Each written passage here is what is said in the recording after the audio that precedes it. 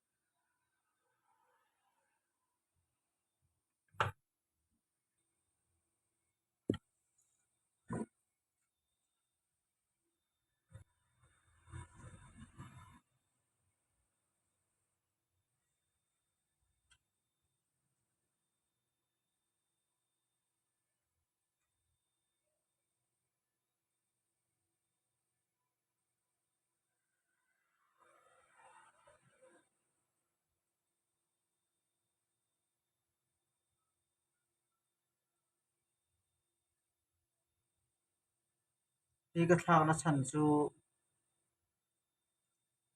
driver IC hianin a signal tek tan kha rual lowa aron overload vak zelmaya chu ni beramaya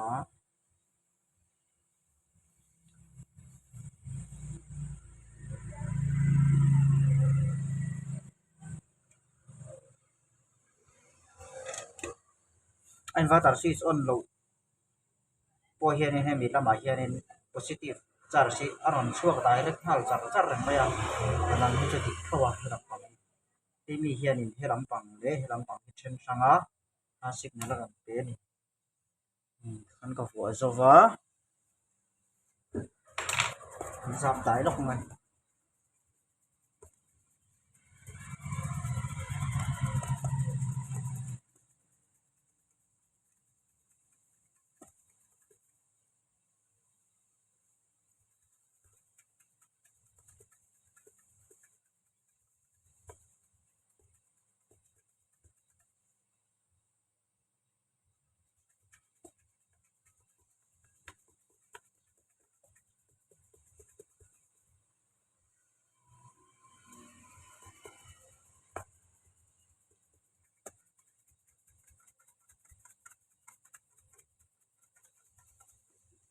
tema adai ve deuh lo chuanin amaina resistance vel no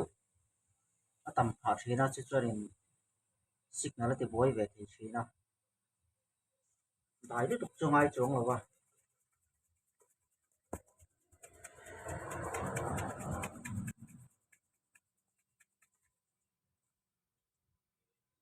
na zia viau toi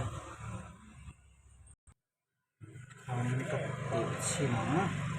motor DC motor battery positive ang kati direct sa ta chuanin switch on zone kal ve ve thi tur ta aron vir thei te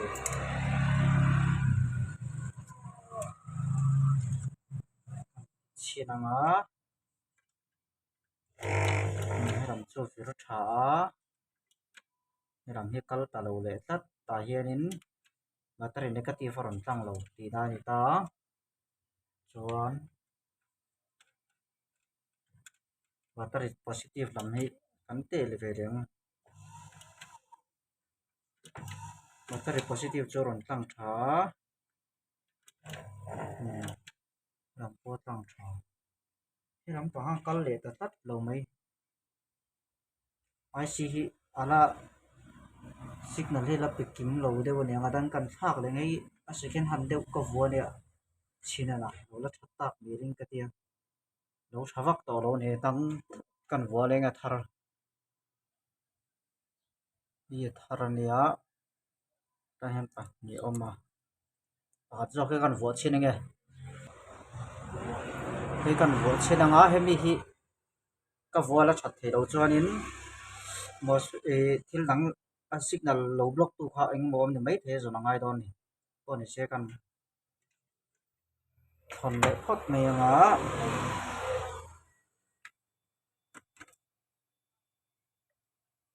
soldering flux tem de ulek to heng hi heng mix call ho hi thaber mai ka tia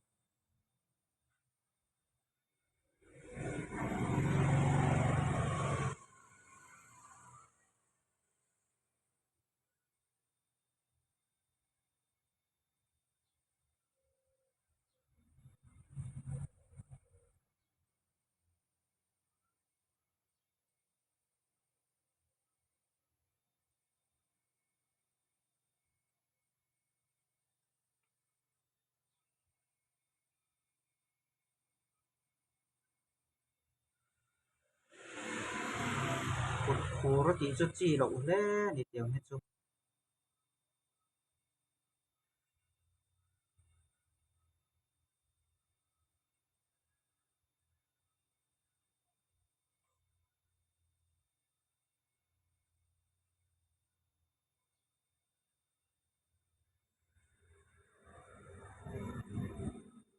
nak son so han ti che ti oruk ba to ra ma yang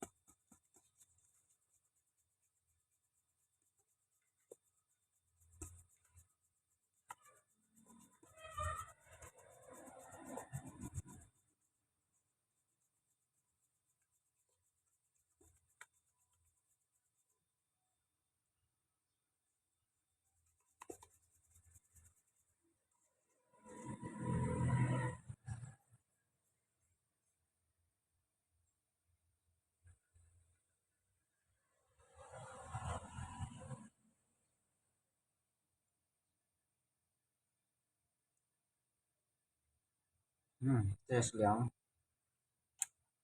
athapa ngai join battery connect zong hianin a relay hi aron on chak thei tur ta a bip chom chong lawanga aron on chak maya chuanin hat kha an on relay ta nu deuh hlaka delay om deuh hlekin voi ni relay an on ridon ani chu chuanin kan te sanga positive charge chu ai negative chu minus battery minus han motor minus ka bu sa to a hrui color hi chon poi lowila tan hianin battery positive a chuak tham kan te sang a motor ko vir hei hi direct a virang speed tur khani lo ta temin vibe tom deuh lek speed mo deuh lek zok in a kal thin tur ta ni helama positive signal charge chuak tha a chuanin tanem positive kan direct lenga motor ta hian negative a chuak tha ve vem kan test liang helam pang ni chak theta ka chon tha ve ta ni hi hetia pahnia ka ti hianin motor hi vir lo na vibrate tur ni bok kani kalau zoom dai maya kan le chen ange hemi pahnia hi chuanin motor hi vir lo na vibrate tur ta ni vibrate na sakop kan tinon chin de lok nge chin khan lo lang lo motor ni hianin minus ka direct plus ka motor ka direct ta tanin minus chuak tha ve vem ti kan en lokang a vir tha o tha ni chuan battery maina si motor ka direct le ta chuan positive charge chuak thang kan test liang vir tha speed amuang ta ai nang che ni speed ha khan helai hianin AC kan tiang tak kha aron chuak ta ni chan chu AC kan tin na chan chu alternating current positive le negative in chok in phut chok zar ang kha ani ta helai hianin positive charge le negative chok ko kha hetia in kal chok ang zar in omani ani na taka chon ela am positive tho chon positive charge le negative charge chok an chok zar ani chu hei ha India ra ma chuanin kan electric man ruwa te kan bu jim hi hat somnga ni thina ti khanin transformer kan connect ngam to tina ni ta hemi tel lo ka test kar na chan chu hemi kan connect chuanin signal tik lo ni chuanin MOSFET te po an buwa kan boi thi kha ni chuwang chuanin chen na tam zo ka then lo nan ti si motor hang ka test thina ka test kha chuan chiang viau zel ni chuan ka soi tong khanin hat somma chu minute or second khat chunga kal le kal lo khu kan teng chi kha second khat chungin voi somnga pushin ta ni chu kan man ruwa tam tak inan mil tur kha ni ta electric current kan man mek po hi hat somnga te ani thin ta chuanin kan man to dang tam tak nen inverter khan in mil tur khan inverter siam ngai ta thina chu wanga hat somnga frequency hat somnga ni ngai ta ni chuan hat sungchang pui soi tur tam tak a oma hianin kan kichin kan test vel don ani engi kan connection ni kan penga inverter switch hi ka on anga chuan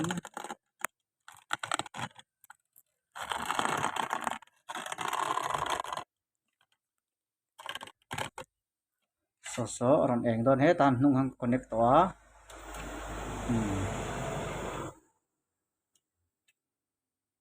pa ngai viawa metarin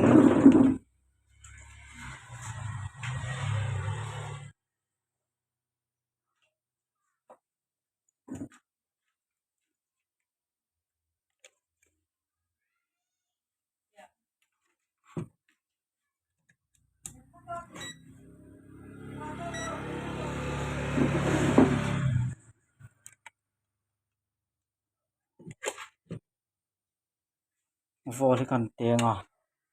AC ason ka da a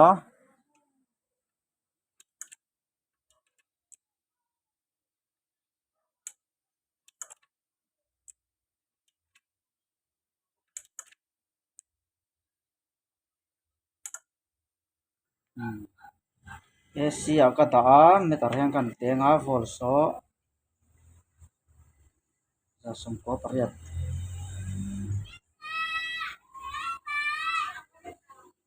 lo da lak lo hianin sa hi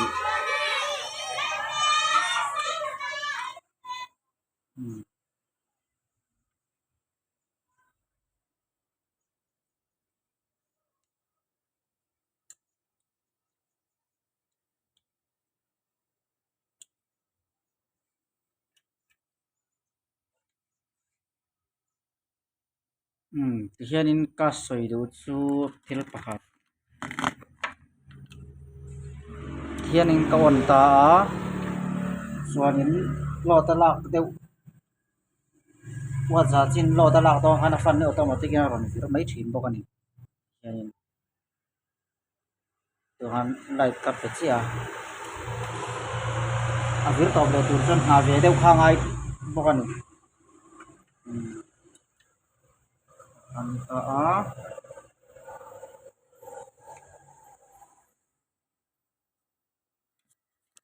viau maya chuanin hi tuna hen 10 ampere verin lo da la mek ani wat za hi pati khanin battery vol hi charge salut thange thalo kan tiang hei battery positive le battery negative line a meter he kata a chuanin meter so lo enila 13.4 volt vel ni ta plug hi ka on anga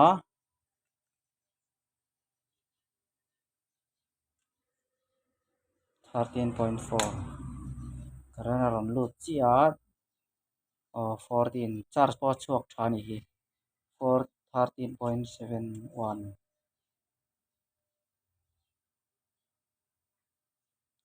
battery kha ka charge full deuh hlek to wangin hi chu charge full to angin ron so ni ka vi nei ka tha ka nga chuanin inverter hi mang pa do nai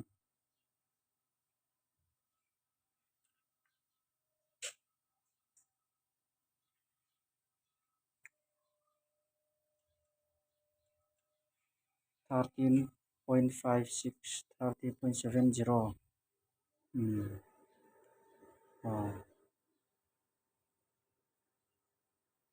charge wala ron kal tha a he ta po hi a fan poron vir ham mai charging ai indicator eng zau mai a mang pa ka man pa wangen na charge vol hi 14 hi kai chi lo deu ni ka thil man kan off then deu lo ka 14 point current hi kan pelut lo chhin anga 14 volt ang vel ni ta ka off chuan hei 13 a ata 12.8 ata hatai charge ka pelut le a 13.9 on sang chau le sot 14.5 volt vel hi charge full angai ni tlang puya metar dik kan te chuan 15 volt han pe lang chi hi chu battery acid hi kang chak to lu tu ka battery lum khop te na charge thei to thina battery ta na him lo ma battery tlo thei lo ni che chak di ka chu wang chuan 14 volt ta 14.5 volt hi charge nan chuan du thu sa mani pa ngai khop mai micro IC le driver IC te kan thak boka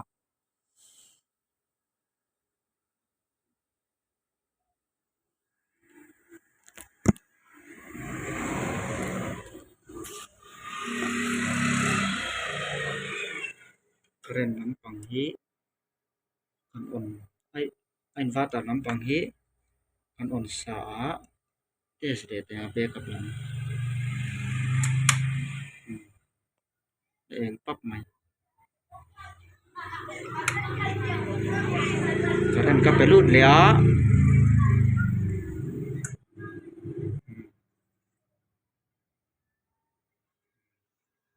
fan vir khop mai